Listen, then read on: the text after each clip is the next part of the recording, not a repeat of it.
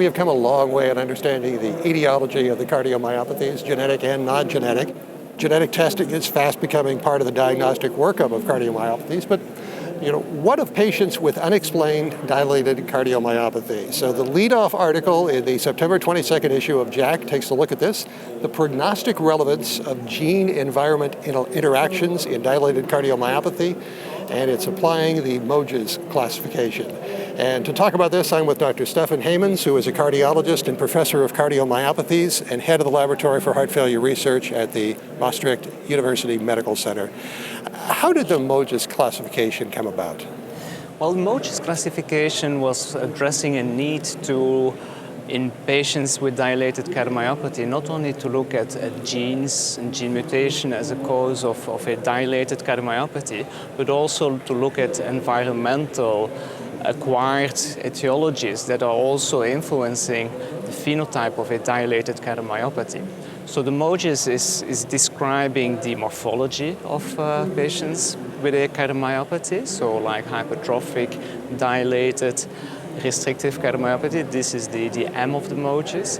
Then you have the O, is there organ involvement that is not directly related to the heart or to the cardiac diseases, but it's kind of a phenotype of patients with a cardiomyopathy. G is the genes and E is the other etiologies beside the genes. So it's addressing a need of better description of patients with dilated or with a cardiomyopathy, in particular with dilated or hypertrophic cardiomyopathy. Now, this particular paper in JACC, you're talking about patients. Specifically, who were they?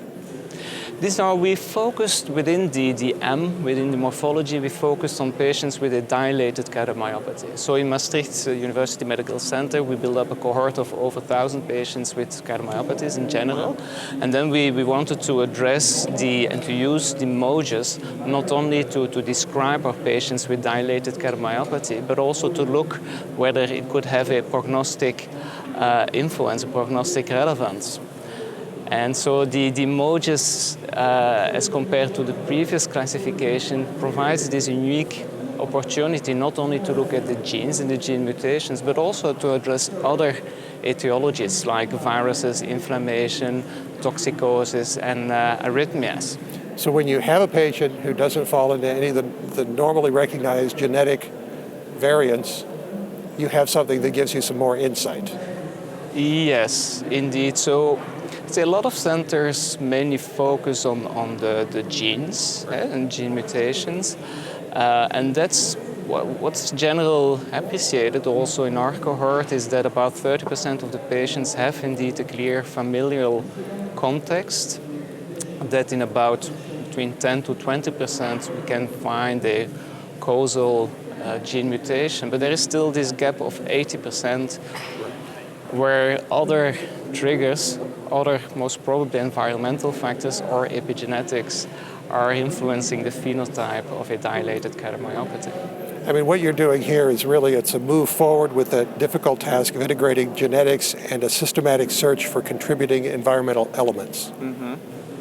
Yes, indeed. So that's why also in our center we systematically take cardiac biopsies in patients with unexplained heart failure. And that's quite unique because, of course, cardiac biopsies is quite invasive.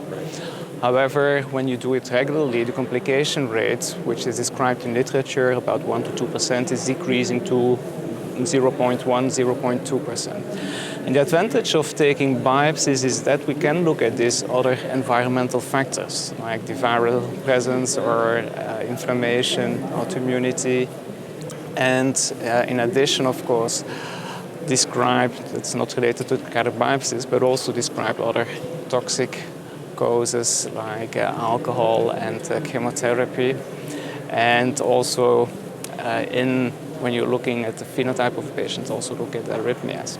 So when you know the genetic, more of the environmental influence, mm-hmm. does that influence how you're going to treat the patient or the prognostics? Well, the first step was more the prognostics, where we looked at prognosis of these patients. So we had a mean follow-up of about 4 years in these patients. And so there was, let's say, a clear influence of a combination of genes and environmental factors for the prognosis and mortality of these patients. So the unique finding in our paper is the fact that genes were not the determining factor for the prognosis of the patients. So also not the viral presence per se was also not predicting a worse prognosis. It was mainly the combination of genes and these environmental factors that was predicting the prognosis.